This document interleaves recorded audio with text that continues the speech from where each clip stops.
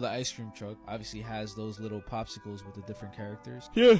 Which characters do you remember? Spider-Man, SpongeBob, Dora. Do you remember like the Boots popsicle? I don't remember a Boots popsicle. It's only because I've never like got the Boots popsicle. I just usually just get the SpongeBob one or the Spider-Man one. That's basically the whole Mandela effect. So apparently there was never any Boots popsicle ever. Well, I remember there being a Boots popsicle, bro. Really? Yeah, because I remember it being right next to the Dora one. I mean, that would make sense. Not gonna lie. Pull it up. Let me see how it looks. What the?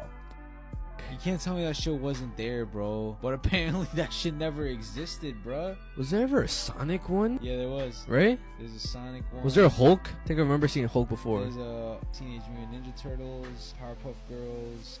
The FBI is on the case of a missing Texas man they say bragged about stealing thousands of dollars from a Mexican cartel and then disappeared just 2 hours later. Federal court documents are revealing that several men kidnapped the victim from a house in Laredo. So this is a story straight out of some sort of a movie. In March of 2023, a man named Eric Tadio Ramirez told somebody on the phone at his house that just hours earlier he had stolen $50,000 from a Mexican cartel. This is the neighborhood that he lived in. The cartel he stole from was the Cartel del Noreste, a powerful criminal organization.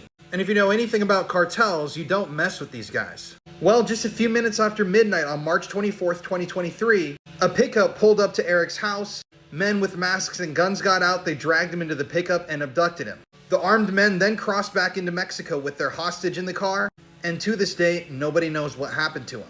If you want to hear more true crime stories, listen to the podcast Murder in America, available now on all streaming platforms. After a couple went missing in Tenerife, dismembered body parts have been found. Jeanette Gaston and her husband, Mark Francis, were originally from Belgium. They moved to Tenerife in search of a better life. As many older couples do, they wanted to get away to a place where they could enjoy their time together. However, tragedy struck on the 24th of April when they were reported missing. Recently, though, there was a discovery, and not a positive one. 66-year-old Janet's body washed up on the coast of Araco. Alarmingly, her death was no accident. She was found dismembered with a bag over her head. Authorities determined that her death was a violent one. Now, as of yet, Janet's husband Mark remains missing. It has recently been reported that 3 males have been arrested over the discovery. 2 of the men were arrested in Belgium and the other was arrested in Tenerife. Strangely, a local court has agreed for any progress on the case to remain secret. This is the shocking moment that a chained-up woman was finally rescued by police. It was the 16th of August 2023. A usually quiet neighborhood in Louisville was about to transform into the set of a real-life horror film. Neighbors could hear screaming coming from one of the properties nearby. They obviously became concerned at this and called police. Emergency services raced to the scene, never expecting to find what they did. At around 7 p.m, they arrived at the neighborhood of Park Hill to a 2-story house. They could see and hear a female screaming through one of the windows. Now, the police really struggled to access the property, but were eventually able to force entry. They discovered that horrifically the woman had been chained to the floor. 37-year-old Jonna Wilson had a chain round her neck with a padlock on it. She had been secured to the ground by screws. Police used an axe to break through the chain and set the woman free. She was crying with relief as they finally released her. She told officers that the male who had captured her and held her captive was Moises May. She explained that the pair had a 1-year-old daughter together and had recently broke up. He was held on a $100,000 bail, and as of now, the judge has denied his appeals to have the bond reduced.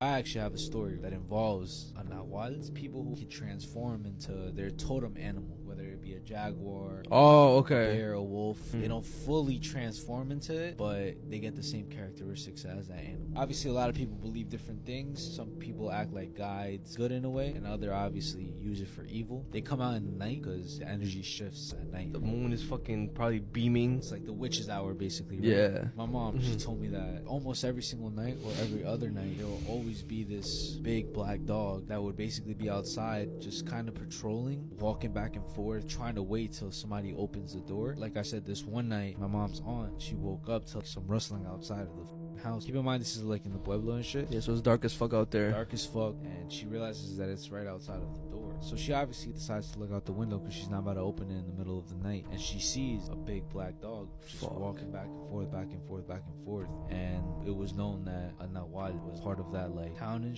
and that like he would kidnap women and take them to a field, kill them in the spear. Fuck. Yeah, bro. Like a lot of people are gonna compare this to again Skinwalkers, kind of similar but completely different in a way. Let me know if you guys ever experienced or heard about anything like this, because I know there's a lot of people who have. I saw a lot of people saying how like they know people who are. They celebrated their first wedding anniversary, and then he murdered her. Andrea and Sean Yarborough seemed like a lovely, normal couple with 4 children. They lived in Florida, and Andrea worked as a financial advisor. Sean was 46 and was working as a fireman. They'd been married for a year and had just celebrated their first wedding anniversary. However, it would be the last one they would ever celebrate. On the 13th of June, Andrea's mum had picked up her granddaughter from the pair's home. The child told her nan that her parents were inside the house still sleeping. Andrea's mum didn't think much of this at first until she failed to be able to get hold of the couple. She didn't hear from them from the entire day, and Sean also failed to turn up at work. She tried texting and calling and got no response. That's when she decided to call police and ask them to do a welfare check. Officers arrived at the property at around 9:20 p.m. They went into the house through the front door, which was strangely unlocked. They found a shell casing and blood on the floor. Blood was coming out of a closed bathroom door, and when they went into the bathroom, to their horror, they found 2 bodies. Both Sean and Andrea were lying on the floor deceased. They determined that Andrea had been killed first and the manner of death was homicide. They determined that Sean had died from self-unaliving. Both had passed away from gunshot wounds. These are things humans should never hear, Part 1. What I'm about to show you is a simulation of what happened to Alaskan Flight 261 following a catastrophic loss of pitch control, killing all 88 people on board. This is real audio footage of the plane going down between the pilots and air traffic control. The plane went inverted, meaning it was flying upside down, and just listen to how calm the pilots are.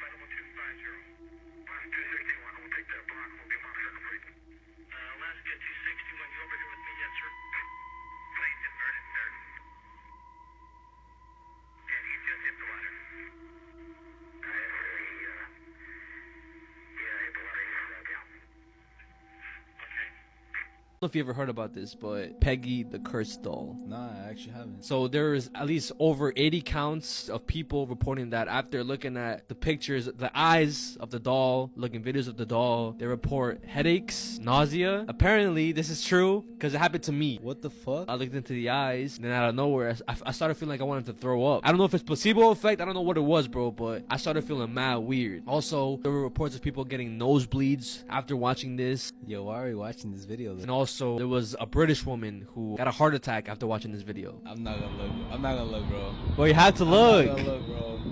Just look down. Look down on my phone. I'm not gonna look, bro. Fuck that. Fuck that, bro. I'm not gonna look, bro. I don't give a fuck. Y'all the viewers can see this shit if y'all want, bro. I'm not looking, bro.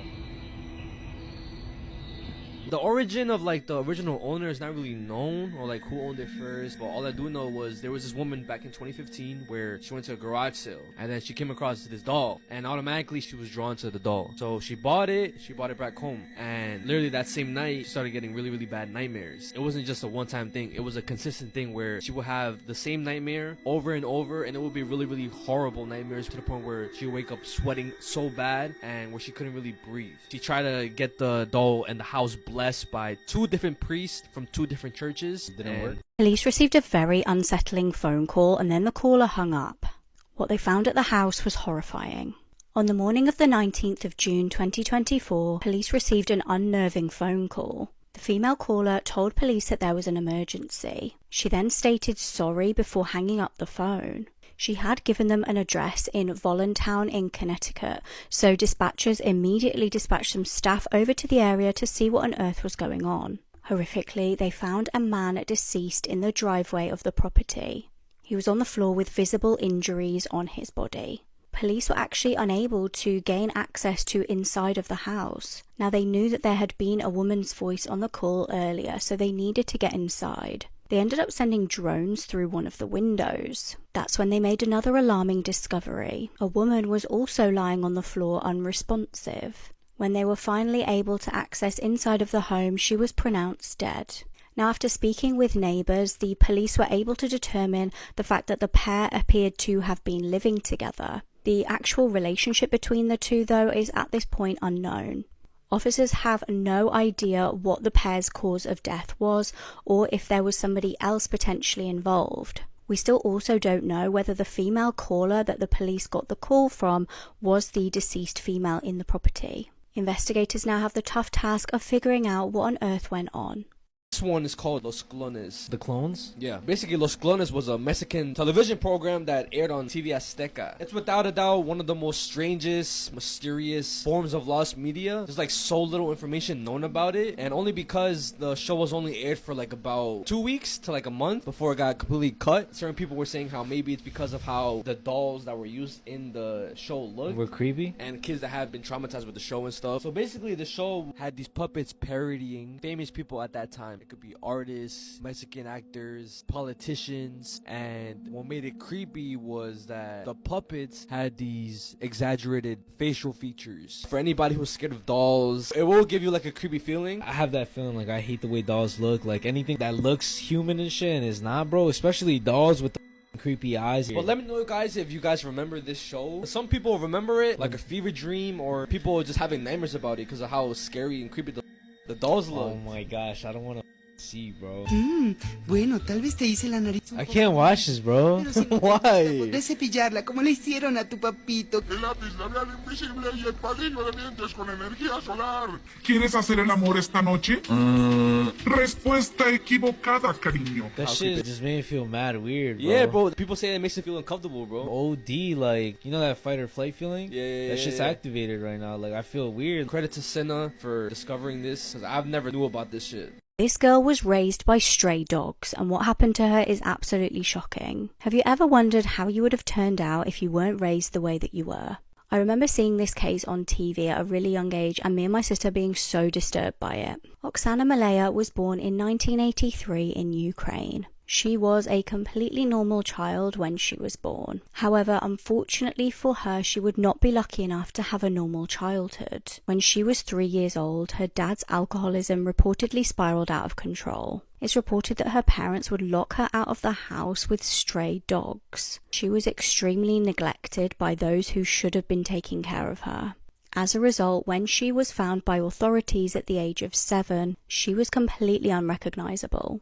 She couldn't walk properly and crawled on all fours. She barked at people and lacked even basic social skills. She mimicked the dogs that she was surrounded with and even groomed herself like them and slept on the floor alongside them. When she was finally discovered by social services, they obviously removed her from where she was living. She was taken from her parents' custody. She was placed in foster care, but obviously so much damage had been done in her early, most impressionable years. She was put through therapy, and staff tried to undo all of the harm that was caused to her at such a young age. Now, she actually ended up doing quite well despite all the years of neglect. She learned to speak fluently, but it's believed that she still struggles with learning to some degree. It's reported that she's now in her 40s and has a job working on a farm. She wishes to be treated like a normal person and says that one of her wishes is to eventually find her biological mother.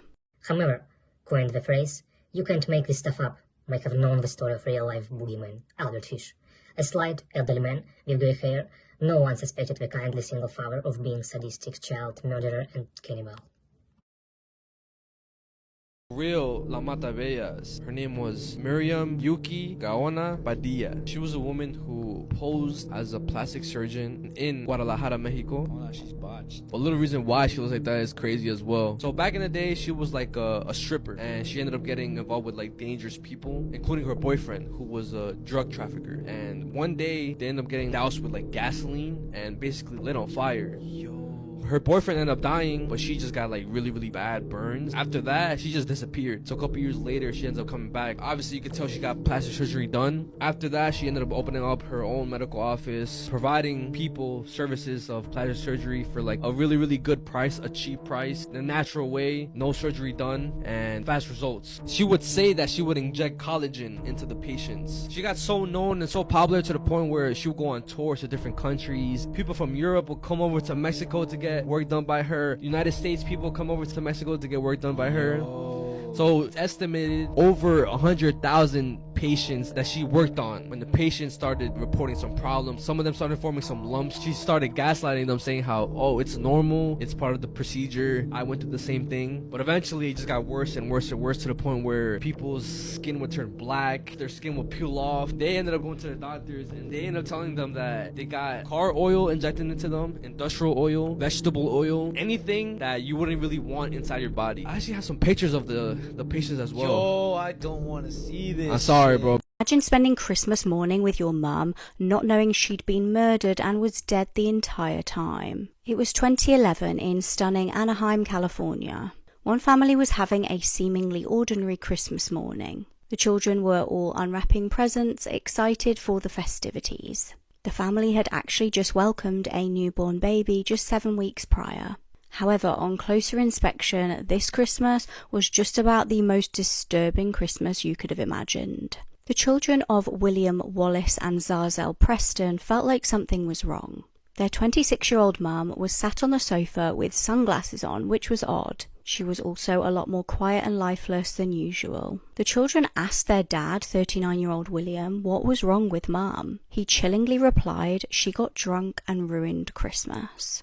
In reality, their mum was on the sofa, deceased. William had propped her up on the sofa and put sunglasses on her face to try and cover up the fact that he'd actually beaten her to death the evening prior. Tragically, 26-year-old Zazel had suffered at the hands of her partner for a long time. When William finally decided to call 911, he lied to officers and said that she had injured herself. He tried to say that she had been alive when he propped her on the sofa. However, this story did not add up, and the autopsy proved that she died much earlier than he made out. In reality, he had attacked the innocent mother as the pair had arrived home from a Christmas Eve party at a neighbour's house. Thankfully, in 2021, he was found guilty of second-degree murder. He was sentenced to 15 years to life in prison. The 3 children are now looked after by Zazel's mum. I also remember seeing another video from 2017 in Jalisco of a Jesus Christ statue moving in the middle of La Misa.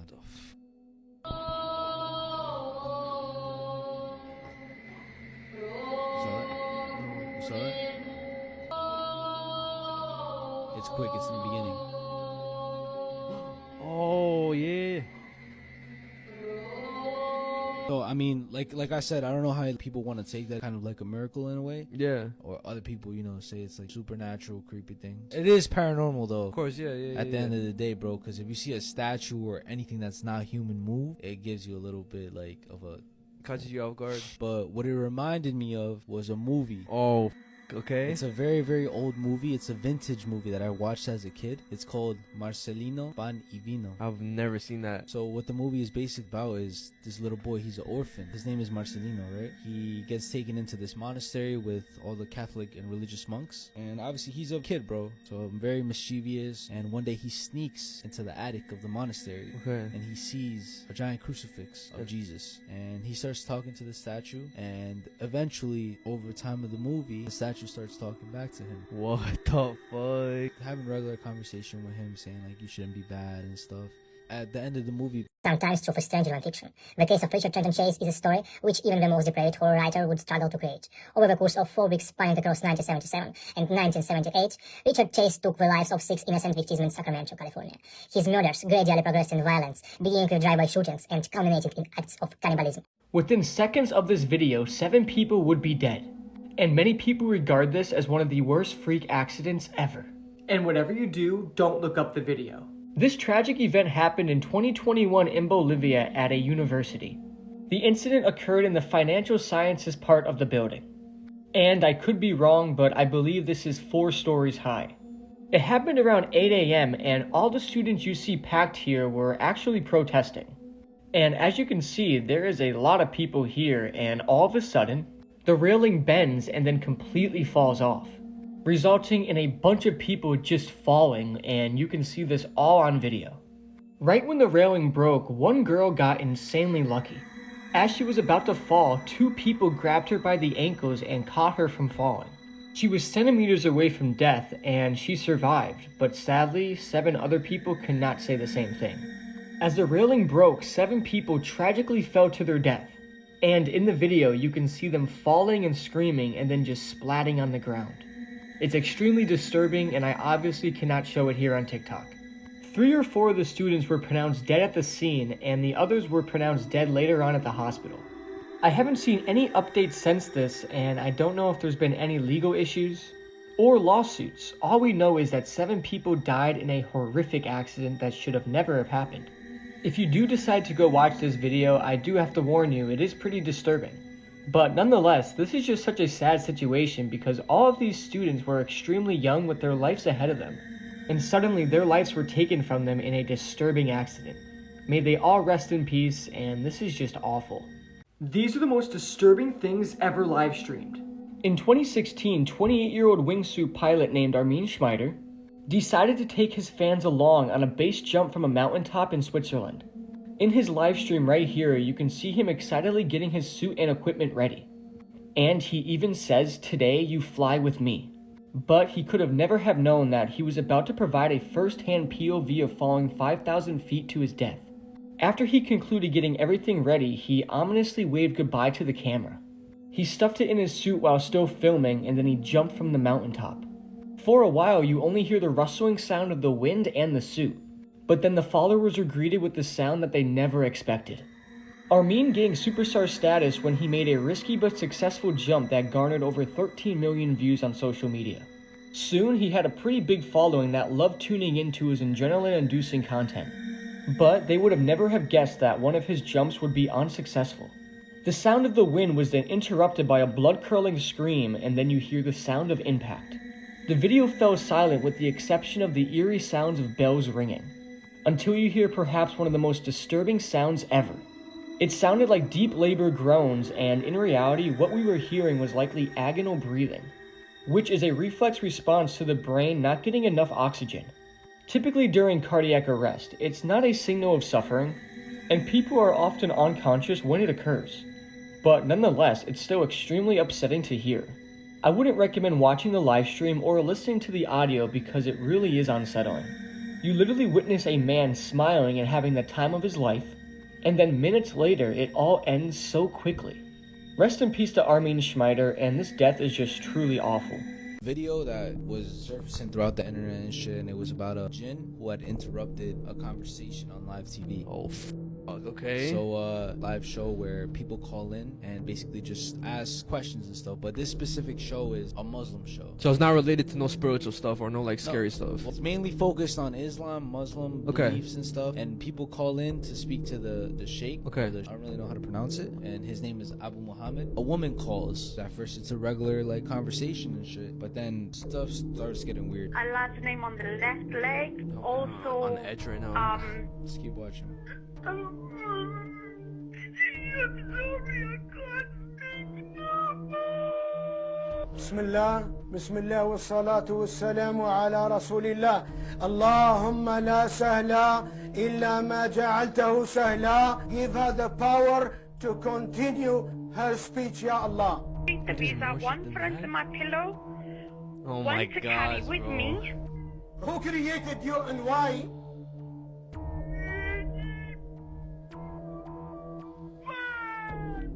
Huh?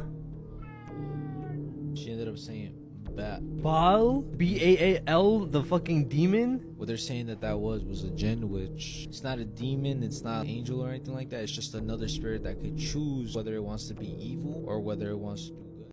This Brazilian YouTuber with 2 million subscribers took his own life before he could be exposed as the pedophile that he was. This is PC Siqueira. He was known for his appearances on Brazilian TV networks, his comic book coloring, and his interesting content. But right before Christmas last year, he posted this chilling clip. In this post, he wishes his followers a lonely Merry Christmas, and a few days later, he would be dead. PC was found by his girlfriend at the time. He was 37 years old, and he had taken his own life in his apartment in Brazil. But unbeknownst to a lot of people, in 2020, the authorities began looking into PC after child abuse images were found on his phone. And according to the authorities investigating this, he had shared these images out to other pedophiles. Now, interestingly, when you look up this guy, there are a number of articles that come up, but this one from the Daily Mail says he posted a heartbreaking Christmas message. And it makes no mention of the fact that he was under investigation for sharing CSAM or CP videos. Now, I don't know what happened with this investigation after he took his own life. I don't know if they followed up on the leads, but I definitely think the fact that he took his own life is related to the unfolding pedophile investigation that he was embroiled in. Eerily enough, his TikTok account is still up and running. It has been verified. TikTok refuses to verify me, probably because I talk about this stuff. And I don't know if we'll ever know the true story about exactly what they found on his phone, exactly how many images and videos, because I don't really know how investigations like this go in a country like Brazil. I recently spent a full month investigating and exposing a CP ring in Michigan, and this information is explosive, it's dangerous, and if you're interested in this sort of thing and want to help me raise awareness about it, you should go watch this video that I just posted on my YouTube. Here's my channel. If you're lost, you can just go to my channel and click on the most recent videos. But yeah, this is important stuff that we need to talk about because it's so prevalent, and if we don't raise awareness, this will continue to happen time and time again. Imagine waking up to be told you stabbed your boyfriend to death and you have absolutely no idea. Bryn Specker was a 27-year-old woman from California. It was 2 a.m. on Memorial Day 2018. She'd been dating 28-year-old Chad O'Meara for a couple of weeks. The pair had been hanging out a lot since initially meeting at a dog park. Chad was 26 and worked as an accountant and an amateur boxer. On the night in question, the couple were at his apartment in Thousand Oaks. They decided to smoke some substances together and had no idea that the decision would change their lives forever.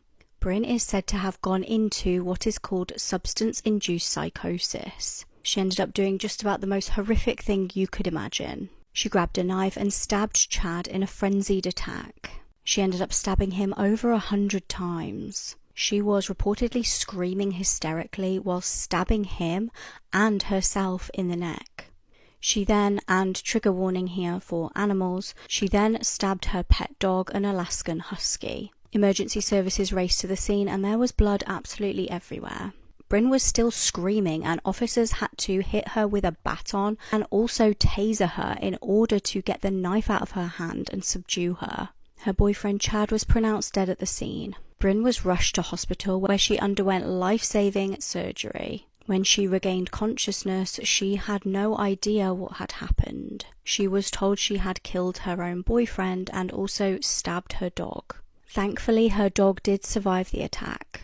In court, Bryn claimed that Chad had actually been aggressive and intimidating towards her during the time that they'd known each other. She stated that he had pressured her into smoking the substances that night. In a controversial conclusion to the case, she was convicted of involuntary manslaughter. She was given 2 years probation and 100 hours community service. Moving dolls caught on camera. Why, bro? I know you're scared of dolls, and these ones are pretty creepy. So it's a video of a little girl. Like a home video type? Yes, it's an old video that was taken like years ago. She's just talking to the camera, doing like a show and tell of a kitchen set that she received. She also mentions that it's for her YouTube channel, which her parents explained that on her YouTube channel, she just does toy reviews and pretend playtime videos. And in the background, there's a doll. It slowly starts raising its hand. See, now, I feel like I might believe this a little bit more. She turns around, but like she doesn't really like see anything. She doesn't think anything too much of it. She continues to review her toy, and then she looks in the camera like on her phone, I guess, and she sees it move again, and then she looks back at it and it falls, and then she fucking dips, bro. Dos cuchillos amarillos iguales.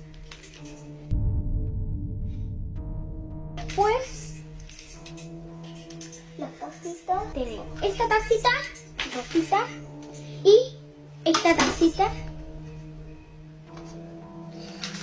como asfixia. Huevo. ¿Sí?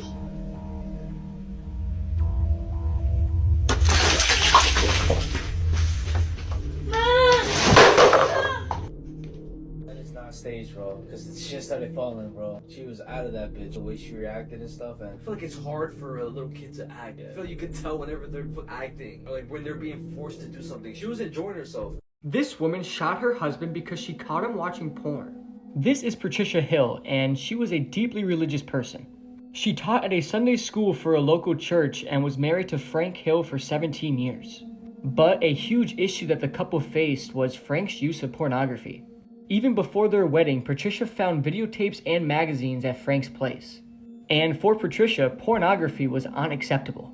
Frank promised to stay away from them, but she said that she caught him with pornography several times after that.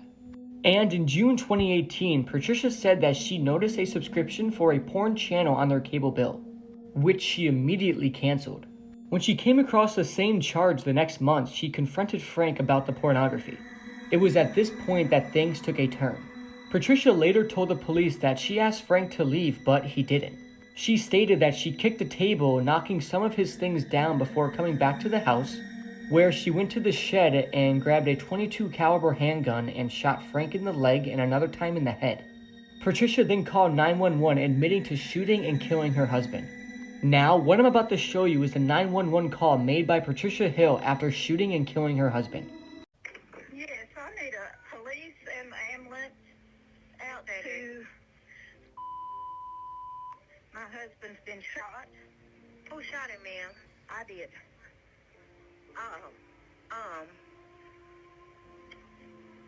Were y'all arguing or something, ma'am? Yes, ma'am. Let me transfer you to ambulance service, okay? Is he breathing? I don't know. Are you still there? Yes. Hold on. I'm transferring you to ambulance service. Do you still have a gun, ma'am? No. Ambulance service. No one transfer. Yes. I need an ambulance and a police out. What's going on? My husband's been shot. Okay. And where's he shot at, do you know? In the leg, I think. Okay. Is the person that shot him still there? Yes. Okay. What's your telephone number?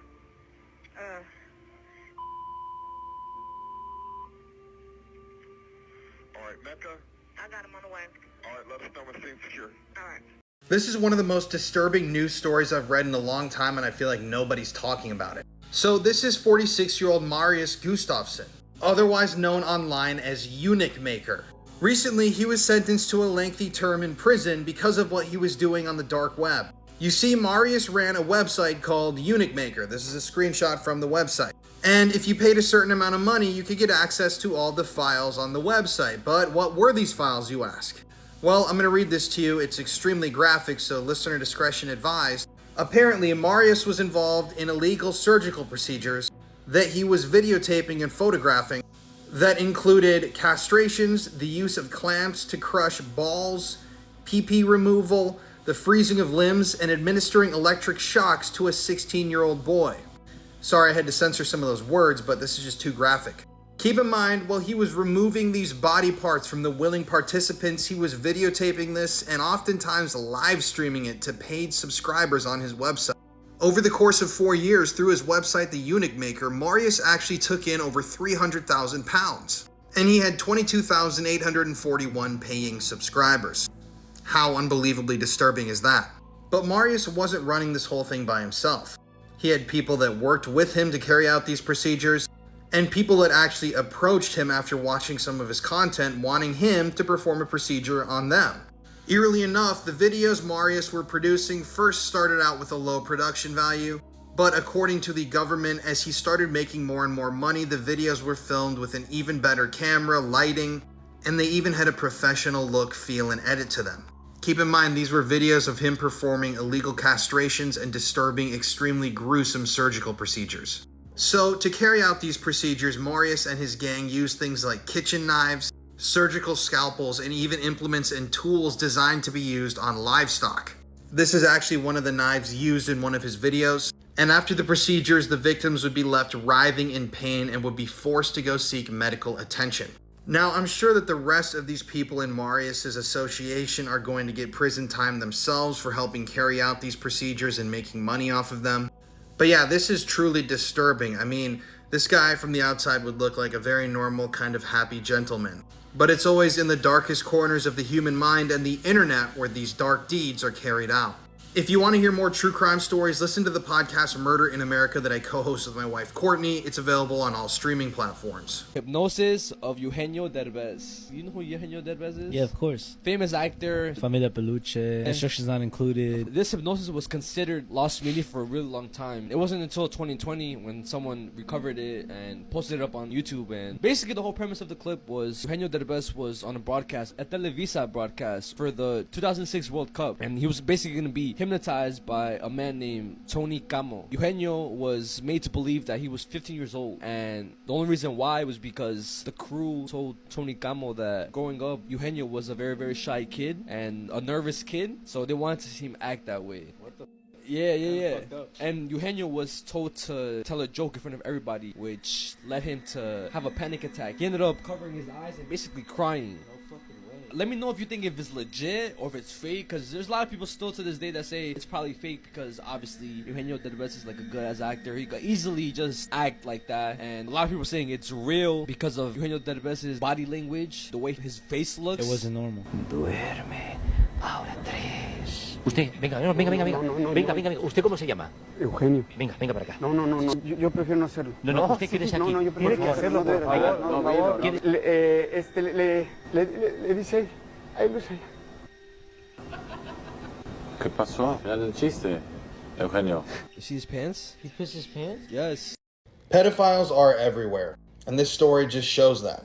Meet Chicago veterinarian and dog show judge Adam Stafford King. In March of this year, he was arrested for some of the most disturbing things I've ever read about. Adam was a beloved veterinarian and dog show judge in Chicago, who in these competitions and in his veterinarian's office was around kids all the time.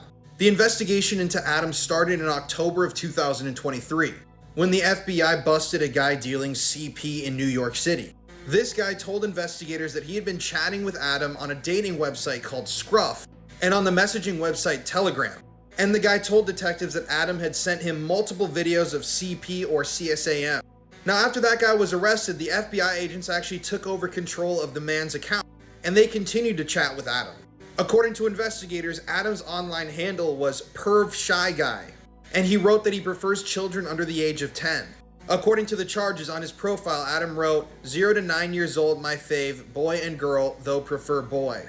During the following chats with the FBI, Adam then sent them more CP photos and videos, and even claimed in the chats that he had drugged and assaulted his own nieces and nephews. This is a quote. He said, I generally use Benadryl, noting that it provides a wide safety margin and is easy. He said, it generally takes 30 to 45 minutes, and then said, I usually double an adult dose. Adam also told the agents that he and his husband were expecting the birth of a surrogate child, and that he was planning on taking advantage of their baby after it was born. He also allegedly sent who he thought was the man in New York an ultrasound photo, and also this picture of a baby outfit that he said they got for Christmas. How chilling and disturbing is that? He also allegedly wrote in a message, I do love the idea of inviting a buddy over when I have my boy, just has to be someone I can trust, obviously. According to the charges, when the FBI busted Adam at his home, they found him in the shower holding his cell phone, even though they had announced their presence in the home multiple times. It was clear that he was trying to delete evidence. This guy was surrounded by children all the time at his veterinarian practice and while he judged dogs at dog shows. And this story just goes to show that these people hide everywhere, right in plain sight. I just spent a whole month investigating and exposing a CP ring in Michigan, and this video that I just posted on my YouTube shows my whole journey. So if you want to help me raise awareness about this and spread awareness that these things do happen, definitely go check out the video, give it a watch, share it if you can. I want as many people as possible to see this, to learn this information. The video isn't monetized, so this isn't about money. This is about information. When a teenager found his family's dead bodies, he thought it was a Halloween prank. It was Halloween 2010, and Devon Griffiths arrived back at his home in Ohio. He'd been at his dad's house the night before. When he returned to the family home in the morning, he bumped into his stepbrother William on the driveway. He went in the house and played video games until he got a call. The caller was his step-auntie, and she was really concerned. She asked why no one had been replying to her messages or calls. Now, this was the first that Devon had heard of this, so he decided to go upstairs and see if he could find his parents to ask. He had no idea what he was about to discover. Upstairs was a blood-soaked scene. After initially thinking that this was a Halloween prank that had been set up for him to find, the reality of the situation started dawning on Devon. His mum Susan and his stepdad Bill were deceased. His brother Derek was also lying deceased, and they were all on the bed. Now, the couple had been killed by gunshot wounds, and Derek had been bludgeoned to death. Devon's mum had been SA'd too. Police were called and raced to the scene, and they noted that there was no sign of forced entry. They started interviewing neighbours, had they seen or heard anything that could be helpful. One ear witness reported hearing banging at around 6:30 a.m. Investigators also started looking into anybody that could have potentially not liked the family or wanted to cause them harm in some way. Devon's stepbrother William was soon under the spotlight. He had a violent past, and there were claims that he actually really didn't like Susan at all. There were claims that he didn't agree with his dad marrying her. Alarmingly, his criminal record showed that he'd previously been charged for assaulting Susan and stealing her car. Frustratingly, though, the charges had been dropped. Now, it was reported that William's dad actually banned William from staying over the night at the house. However, that night in particular, they were having a party, so he ended up being there much later than was normally allowed. As Devon had spotted, he was still there in the morning. Now, officers were on the hunt to find missing William. He was originally nowhere to be found until finally police tracked him down around 170 miles away from the crime scene in a cabin. He was found to have all 3 victims' DNA on him when he was found. He originally denied having anything to do with it and was facing the death penalty, but then he had a change of heart. He confessed to his mum over the telephone that he did in fact kill the 3 victims. He told the court that he was struggling with his mental health and that Satan was to blame. He was sentenced to 3 life terms in prison, but after just 4 years behind bars, he took his own life. These are the most disturbing videos on the internet explained, and today we're starting with Funky Town. Before I begin, never look this video up. This is a massive trigger warning. The video begins in some sort of room and music is playing. The first song that plays is Sweet Child O' Mine by Guns N' Roses. And the camera pans to the victim on the floor who is wrapped in plastic wire. And the torture has already began before the video started because the victim looks like he's already been through complete brutality. His hands have already been cut off and his face has been completely flayed, which means he was skinned. There is no skin on the victim's face whatsoever. His eyes have also been gouged out and there is an insane amount of blood all on the floor. But the most messed up part about this is the victim is hooked up to some sort of IV and the IV is pumping him with drugs to keep him alive and completely aware, making sure he feels everything that is happening to him. At the start of the video, they try and slit his throat with a farming sickle and they press it against his jaw. But when the victim begins to scream, they shove a box cutter in his mouth to shut him up. His screams are absolutely gut-turning. They kept going from screams to gurgling, from screams to gurgling. As the video progresses, they take the box cutter and slit his throat about 40 times. And keep in mind, the victim is still alive and aware of everything because of the drugs they are giving him to keep him alive. Also, the cartel members are laughing and mocking at the victim the entire time. They then continue to try and slit his throat with the box cutter and were going at his neck numerous times. All while the song Funky Town was playing in the background, hence the name of the video. The cartel members kept having to physically restrain the victim, meaning that there was still a lot of life left in him. And the amount of pain he had to be in is completely unimaginable. At one point in the video, a cartel member has his foot on his chest holding him down, and another time they shoved a pole completely in his mouth holding him in place. And it's an extremely disturbing sight. But the worst part about the video is towards the end, where the victim manages to loosen his arms from the restraints and immediately tries to touch his face. But remember, the victim has no hands to feel, no face to touch, and no eyes to see. The victim was most likely in so much shock that he likely forgot he had no hands. But instinctively, the victim still tries to touch his face. It's utterly horrifying, and the video then concludes. Keep in mind, the victim was still alive when the video ended, so who else knows what they did to him before he died? I could honestly only imagine. Because they were literally just keeping him alive to torture him. What makes Funky Town so horrifying, besides what happens in the video, is the mystery behind the video. We don't know the victim's name, we don't know why he was being tortured this way, or what he did. All we do know is that it's a cartel video from Mexico, and it's extremely horrifying to watch.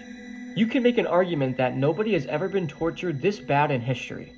Funky Town is definitely one of the worst videos out there, and I don't recommend watching it ever.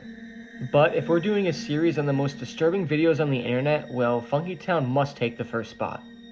This high school teacher in Texas has been arrested and accused of producing CP images at school and sharing them on the dark web. This is James Stone, a teacher at Tompkins High School in Katy, Texas. Eerily, James was married to the school's principal, a woman named Melinda Stone. James taught at Tompkins High School up until last May when he was arrested on these disturbing charges.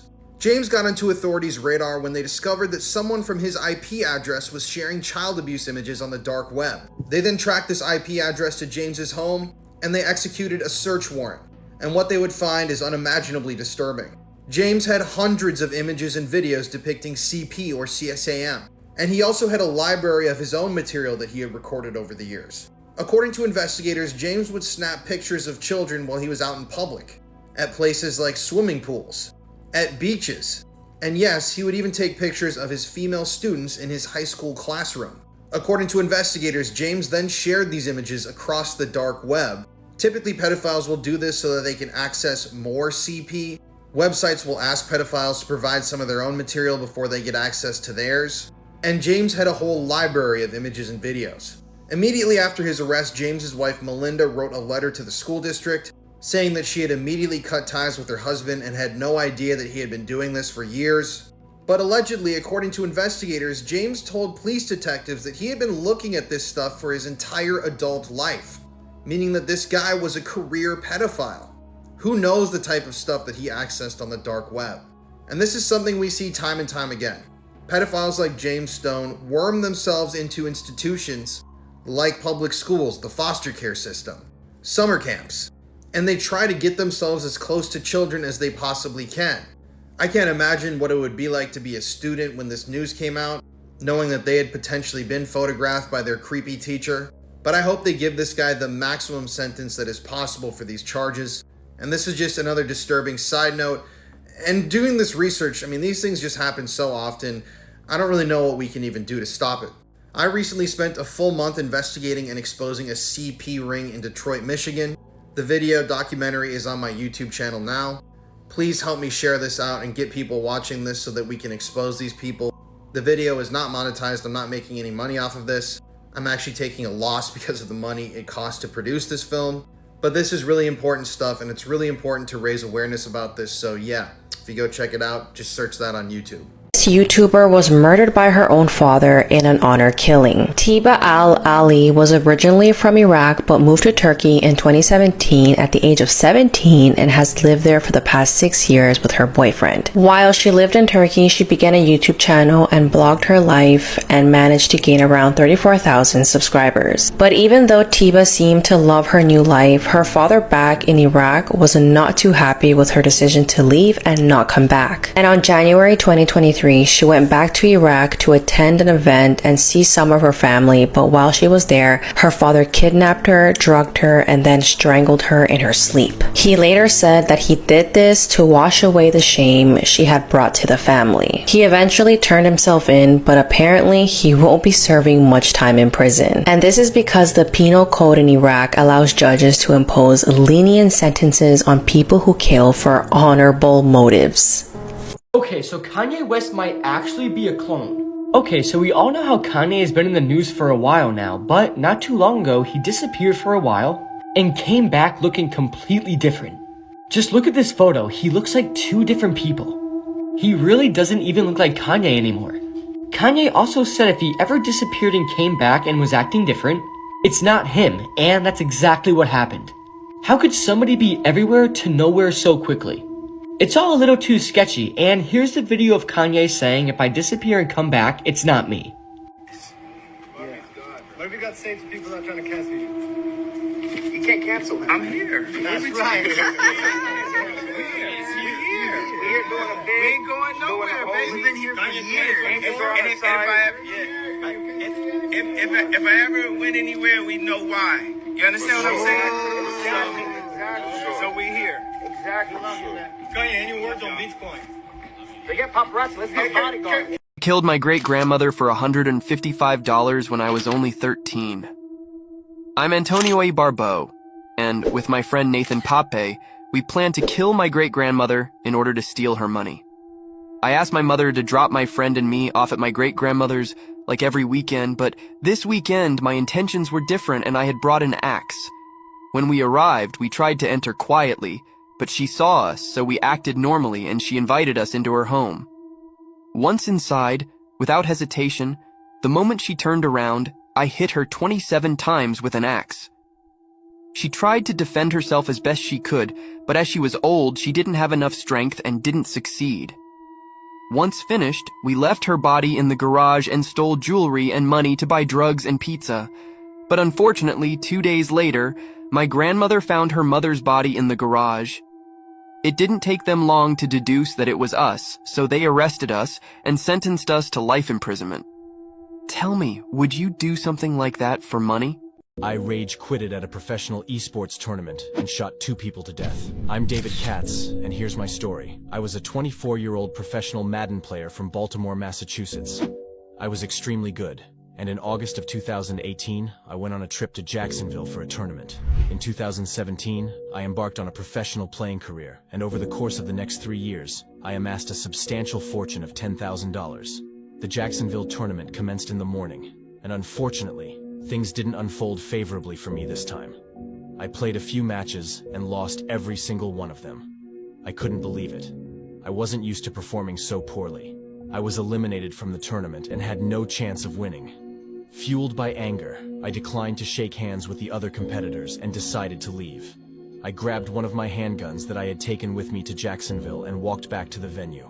I was sick of losing, especially as the other players seemed to revel in mocking me, intensifying my anger. I decided to enter the building and opened fire on everyone in there. When it was all said and done, I had killed 2 people and injured 10 others. I then put the gun to my head and took my own life. This man pushed his pregnant wife off a cliff and it was all caught on camera. 41-year-old Hakan and his pregnant wife, 32-year-old Semra, went to Butterfly Valley in Muğla, southern Turkey, where he took her to the top of the cliff and then he pushed her off. Semra, who was 7 months pregnant, fell 1,000 feet and instantly passed away. But it's been said that Hakan pressured Semra to climb to the top of the cliff even though he knew she was terrified of heights. They took a bunch of photos while they were up there, but little did she know what her husband was about to do. Luckily, there was a family on that cliff at the same time and they were filming the view and happened to catch Hakan and Semra and thought Hakan's demeanor was a little strange. After Semra fell, Hakan asked the stranger to help him look for her and he claimed that she fell on her own. But this stranger said that Hakan looked too calm and like he didn't really care. Hakan's motive was to receive his wife's $25,000 life insurance payout, which he claimed right after her death. He also tried to use the defense that he was mentally disturbed, but this was immediately dismissed and he got life in prison with the possibility of parole in 30 years. Okay, so we all know the phrase knocking on wood, right? Well, did you know the disturbing truth behind it? If not, you're about to find out and you're never going to knock on wood again. Okay, knocking on wood is a tradition of literally touching, tapping, or knocking on wood after somebody says they're doing something or intending to do so, in order to avoid a tempting fate after making a favorable prediction or boast, or the hopes of somebody's death. But realistically, knocking on wood is extremely demonic. When you knock on wood, you're just begging a spirit to come and help you with whatever you wanted. Just listen to this priest explain it and promise me you're never going to knock on wood again. Our lives. I haven't mentioned the practice of knocking on wood. Don't raise your hand. Has anybody ever knocked on wood? Do you know where the practice comes from? It's a Druid practice believing that spirits live in the trees. So when you knock on wood, you're asking the spirit that lives in the tree to come to your aid and to grant your request. Now, if you've ever done that, I'm not saying you're possessed, so don't worry about that. But I just share that as an example of how things that have to do with the occult can become so mainstream. This prison guard fell in love with this inmate and then they escaped together. 40-year-old Casey White had a 75-year sentence for attempted murder, robbery, and was awaiting a murder trial in Alabama. But throughout his time in jail, prison guard 56-year-old Vicky White had an ongoing 2-year relationship with Casey. And not only were they secretly in a relationship, but they had been plotting how to escape together. At this point, Vicky was a supervisor and had worked at the jail for over 25 years, so everyone was shocked when they found out what she did. So on April 29th, 2022, Vicky managed to sneak out of the jail with Casey. She told the other guards that she was taking Casey for a mental health evaluation when she was seen taking him out of his cell, but that appointment didn't exist. Casey and Vicky were on the run for 11 days in total. And on May 9th, police finally found them, and after a long car chase, Vicky took her own life. Investigators found 1,100 phone calls between them and realized that Casey made Vicky believe that he loved her and basically told her everything she wanted to hear. But when Casey was arrested again, he admitted that he had no real intentions with Vicky and that if they managed to escape, he was going to kill her. Okay, so I'm about to blow your mind with this video. We all know how many people believe Antarctica is not a continent of ice, but rather a giant ice wall surrounding all the continents of the world, and many people believe that if we cross these ice walls, there would be many other continents that have been kept hidden from us. Well, I'm about to show you a couple maps that actually show all the continents being surrounded by an ice wall. Up first is a map from Gleason's new Standard of the World map. And as you can see, it clearly shows an ice wall surrounding all the continents. This was also published in 1892 and Antarctica was found in 1820, which means they definitely had a better understanding of Antarctica because they literally founded it 70 years before this map was published. So the real question is, why is it different today? But that's not even the craziest map. Here is the next map, which was leaked from an unknown source and it's unbelievable. The ice wall is surrounding the continents and extends out to what looks like a bunch of other continents. And oceans, which means other creatures or humanoids are there that are being hidden from us. Let's say this is real. Why is it being hidden from us? Is it for our safety or is it being hidden for some other sinister reason? I'm very curious to see what everyone thinks about this, so let me know. If you swim in this, you will die. 100% fatality rate. Every motherfucker who ended up in there has died. You may not believe it, but this guy is 100% correct. Falling into this is basically a death sentence. This TikTok went viral recently of a guy exploring this dam and explaining how every single person that fell into it died. You might be looking at this and thinking, wow, I could definitely swim in this easily. But I'm here to tell you, you can't. You literally have no chance of surviving swimming in this. This dam is located in Pennsylvania and it's known as the Dock Street Dam. And since 1935, it's taken the lives of 30 people. Granted, this water is not moving very quickly, so it has the illusion of appearing safe. But the way that this wall is built right here is what makes it so deadly. This dam is known as something called a low-head dam. And low-head dams create something known as backwash, which is basically like a washing machine. And if you fall into the water, you're gonna go around in circles until you eventually end up drowning and dying. Backwash is extremely difficult to get out of, so the best course of action here is to stay out of the water. So if you ever see this dam or a dam like it, never go into it. This musician is one of the worst pedophiles in American history. Meet Carl Logan, a guitar player from Pennsylvania. From 1994 to 2018, Carl Logan was one of the members of the heavy metal band Manowar. He was recognized worldwide for his intense ability to play guitar, and the band Manowar was very popular, selling out shows across the world. Carl Logan was actually such a well-respected guitar player that he ended up selling custom guitars on the band's website, and he even offered a limited number of spots to teach guitar lessons over Skype. But there's a reason why Carl Logan isn't in the band Manowar to this day. On August 9th, 2018, Carl Logan was arrested in North Carolina for allegedly possessing CP or CSAM and was charged with 6 counts of third-degree exploitation of a minor. According to the authorities, Carl was in possession of a number of disturbing videos. These videos depicted young girls from the ages of 4 to 12 years old engaging in explicit acts with a number of unidentified men. Now, in a federal courtroom, Carl actually admitted that he had downloaded the content and kept it in his possession. And in July of 2022, he was sentenced to only 5.5 years in prison. That means that right now he only has to serve a couple more years in prison before he's going to be released back into the general population. This story is just incredibly disturbing. It goes to show that even people in the limelight, the public spotlight, can do some of the darkest things imaginable. And with cases like this, I always wonder, did they catch the guys who created this content? Where was it coming from? And it's even more disturbing to think about how much of that disgusting shit exists on the internet right now. Man hired a hitman to kill his wife, but she ended up killing the hitman with her bare hands. On September the 6th, 2006, Susan Kuhnhausen had had a busy shift as an A&E nurse. As she got back to her home in southeast Portland, she saw that a note had been left for her from her husband, Mike. The pair had been married for 18 years, and he left the note to say that he was off to the beach. The 51-year-old then went upstairs when she was met with a terrifying attack. A stranger was hiding behind her door and jumped out and started attacking her with a hammer. Susan had no idea this man was Edward Haffey, who was a hitman hired by her husband to kill her. The 59-year-old criminal had been paid $50,000 to kill Susan. Luckily, due to her training as an A&E nurse, Susan was no stranger to self-defense. She dived at the man, tackling him against the wall.